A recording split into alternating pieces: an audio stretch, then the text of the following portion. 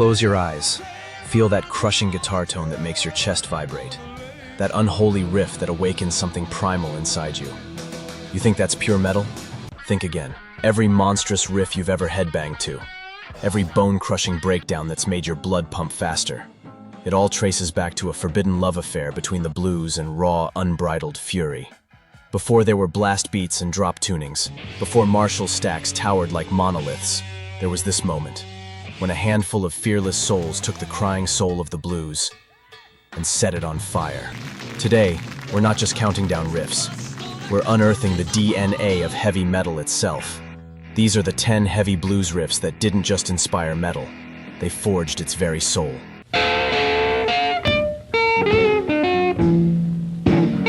Pat Hare, Cotton Crop Blues, 1954. In a sweaty Memphis studio, 1954, Pat Hare plugged in, cranked his broken cone amp, and unleashed a beast. That riff, gritty, distorted, snarling in E-blues scale, wasn't just a sound, it was a warning shot. When blues was still smooth and polite, Hare's guitar screamed with intentional distortion, a sound so raw it felt like the devil himself was strumming. But this wasn't just about new sonics, it was about new intent. While others stumbled onto distortion as an accident of volume, Hare wielded it like a weapon. His guitar didn't just cry, it sneered, spat, and seethed with a violence and nihilism unheard of in the polite blues of the era. Well, like raising a good cotton crop. Paired with chilling lyrics, "I'm gonna murder my baby," the distortion didn't just amplify the song, it made the menace terrifyingly real. This was patient zero for heavy music. The moment the guitar stopped being mere accompaniment and became a tool of psychological expression. Decades before Iommi, before thrash, before black metal, Pat Hare showed the world how to make blues truly mean. The first riff to weaponize distortion, carving the blueprint for every overdriven guitar in rock and metal. What now?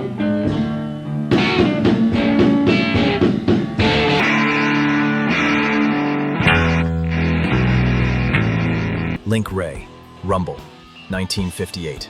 No lyrics, no singing, just pure instrumental fury.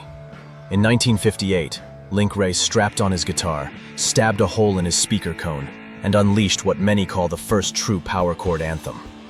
That opening riff, simple, sinister, unstoppable, was so threatening that some radio stations actually banned it. An instrumental song, too dangerous for the airwaves.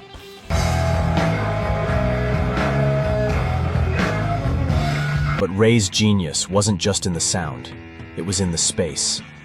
By stripping away lyrics, he removed any narrative comfort. The riff itself became the story. Stabbing, percussive chords punctuated by silence, creating the tension of a gang fight playing out in the listener's mind. He proved heaviness wasn't about melody, but about menace, weight, and atmosphere. This revelation was revolutionary. A riff could be more than accompaniment. It could be a character, a setting, a plot all by itself. That lesson echoed forward, teaching Tony Iommi and generations after him how to let riffs speak as weapons. The spark where the riff became the star. The road to heavy metal begins here.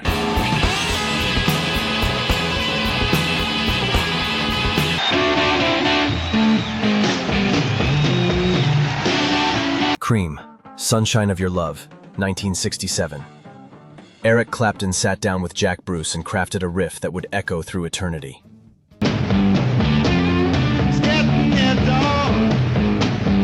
This wasn't just another 12-bar blues.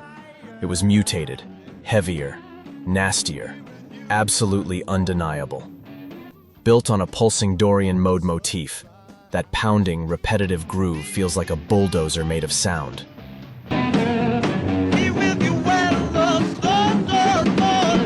But what made it radical was the way Cream locked into repetition. This wasn't call-and-response blues anymore. It was hypnotic heaviness, a trance state where the riff didn't just play, it absorbed you. Through sheer volume and looping insistence, they created a kind of sensory overload that forced listeners to surrender to the weight of the sound. For the first time, the riff, not the solo, became the centerpiece of heaviness.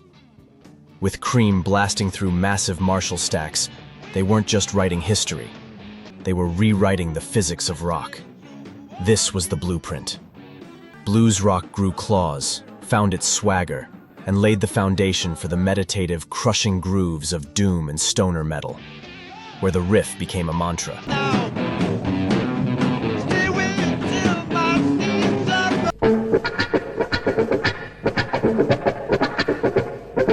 Jimi Hendrix Experience, Voodoo Child, Slight Return, 1968.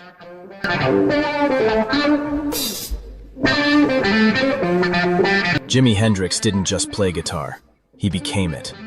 That wah-wah drenched E minor riff is pure sorcery, channeling electricity through his fingertips and shifting from sultry blues whispers to screaming chaos. In 1968, he took the classic blues scale and weaponized it with a revolutionary mix of wah modulation, feedback, and sheer emotional force.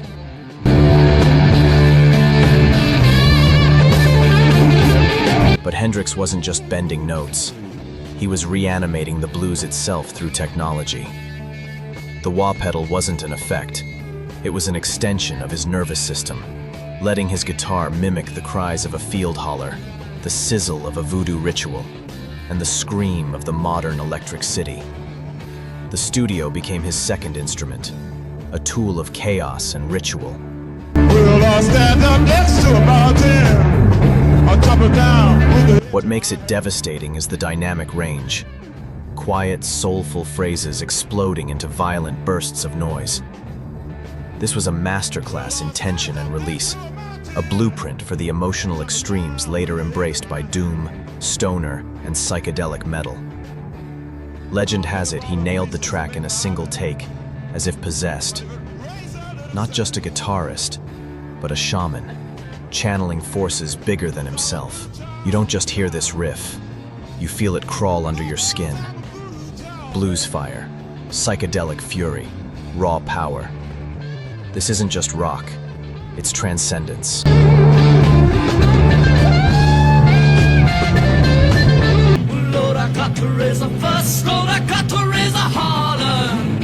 Blue Cheer, Summertime Blues, 1968. Take a fun, bouncy Eddie Cochran song. Now detonate it.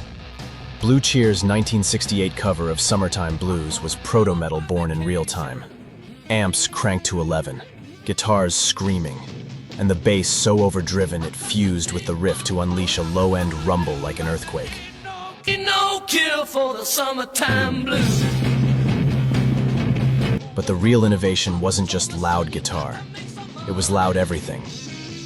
Blue Cheer flattened the mix into a single, impenetrable wall of mid-range fury, rejecting finesse and technical virtuosity in favor of sheer sonic annihilation. This was noise as democracy. Every instrument distorted, every frequency weaponized, the band functioning as one massive, overdriven machine. That E-blues riff wasn't just volume, it was apocalyptic, chaotic, excessive, teenage rebellion gone nuclear.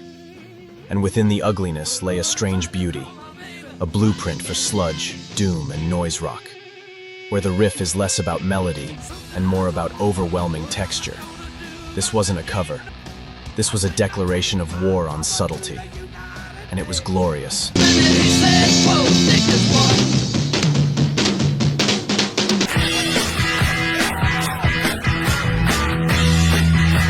Steppenwolf, Born to be Wild, 1968. Get your motor running. Head out on the highway. Get your motor running. Head out on the highway. You know this riff. Everyone knows this riff. But do you know what makes it legendary? Right there in the lyrics. Heavy metal thunder. This is the song that literally named the genre. That phrase, shouted into existence on a biker anthem, would go on to define an entire culture. Musically, that driving E major riff, built on relentless eighth-note pulses, ditched the swing of blues rock for something straighter, harder, and far more aggressive. But more than that, those chugging notes didn't swing, they piston.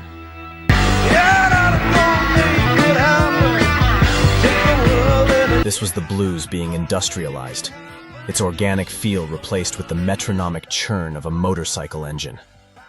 Rock's rebellious spirit was fused with the imagery of steel, chrome, and horsepower. This is where biker culture collided with heavy rock. The anthem that gave metal its name, and gave it its first true aesthetic.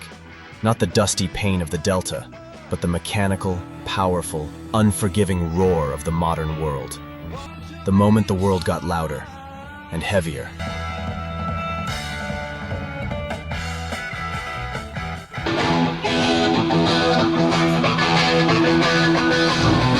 Led Zeppelin, Whole Lotta Love, 1969. You need coolin', woman, I ain't foolin'. Jimmy Page didn't just borrow from the blues, he weaponized it. That opening A pentatonic riff, drenched in fuzz and swagger, is pure blues skeleton. But with his Les Paul plugged into a roaring Marshall stack, Page transformed Willie Dixon's roots into something monumental.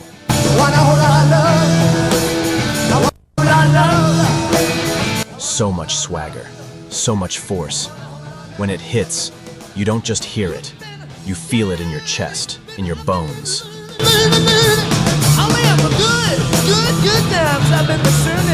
That's not just music, that's sonic dominance. And then comes the midsection, a swirling storm of theremin, feedback, and avant-garde noise. This wasn't just a breakdown, it was a surrealist sound collage. Page proved that a heavy song didn't have to be linear. It could embrace controlled chaos, disorienting the listener before crashing back into that colossal riff.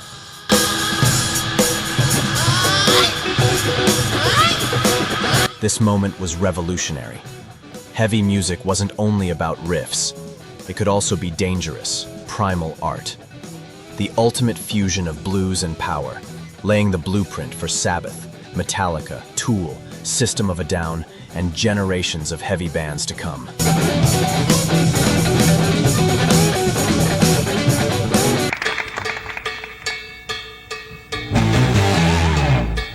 Mountain, Mississippi Queen, 1970. Leslie West's guitar doesn't just play, it stomps. That opening C pentatonic riff is a juggernaut, every note weighing 1,000 pounds, dripping with molten tone from an overdriven Les Paul Jr. through a Sun amp. Mississippi Queen, call me everything. It's fat, thick, unrelenting. What makes it so devastating isn't complexity, it's density. West understood that heaviness comes not from flurries of notes, but from tone and articulation. Each staccato strike is a hammer blow, each pause as important as the note itself. It's a groove built on pure weight, a sound so thick it's almost physical. Layer in that iconic cowbell, locking perfectly against the riff's attack, and suddenly you've got rhythmic urgency that feels alive. Decades ahead of its time, laying the foundation for Judas Priest's precision, Motorhead's drive, and even the less is more philosophy that would shape early Tony Iommi and groove metal as a whole. This is heavy blues perfection, simple, crushing, unforgettable. A riff so thick it redefined heaviness itself for hard rock and metal.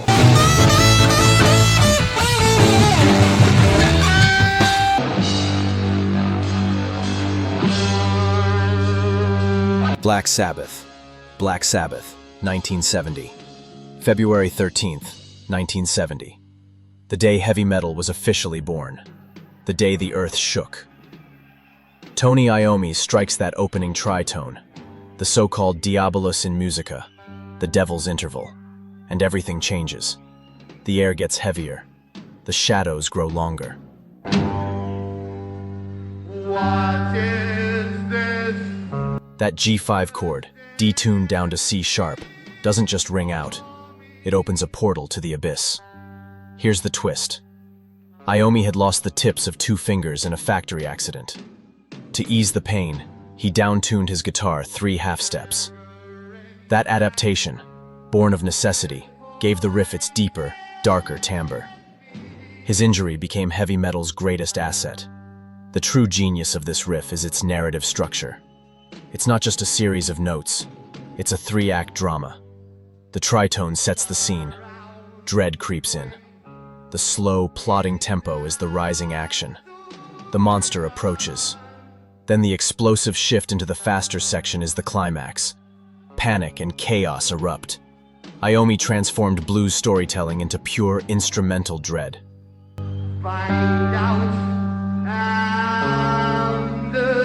This isn't just a riff, it's a reckoning.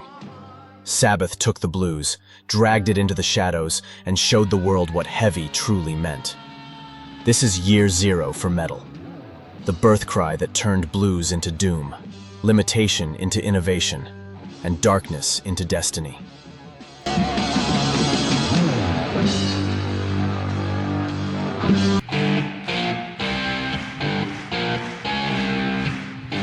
Deep Purple, Smoke on the Water, 1972. The most famous riff in rock history. The first riff a million guitarists ever learned. Ritchie Blackmore may have drawn from the blues pentatonic tradition, but he twisted it into something new, building the line on stark, perfect fourths. That structural simplicity gave it monumental power. Its geometric precision is like a steel girder, harmonically stark, impossibly strong, proving that heaviness doesn't require distortion or chaos.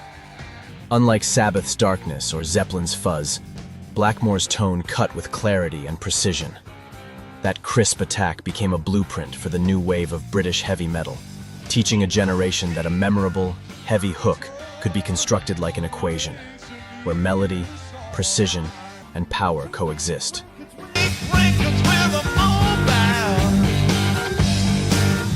And the story behind it? Born in the ashes of a Swiss casino fire in Montreux, Smoke on the Water rose from literal flames to become a global anthem. From garage bands to Iron Maiden, from stadiums to bedrooms, everyone knows these notes. Blues roots, heavy muscle, eternal legacy.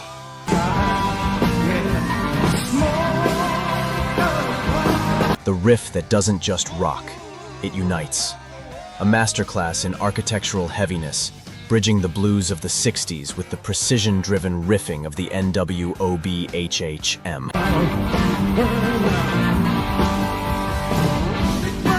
These 10 riffs weren't just songs. They were seismic events. Each one carved a path from the Mississippi Delta, where the blues was born in pain and hope, to the darkest, heaviest corners of heavy metal. Without heavy blues, there is no heavy metal. These pioneers didn't just play louder, they felt harder.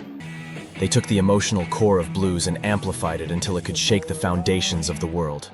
So here's the question I'm leaving you with. Which of these riffs carried the most weight in forging metal's soul? Which one speaks to your metal heart? Drop your answer in the comments. Let's keep this debate raging. And hey, go blast one of these tracks right now. Feel that connection, that lineage. Because every time you throw the horns, every time you crank that distortion, you're honoring these blues warriors who dared to get heavy.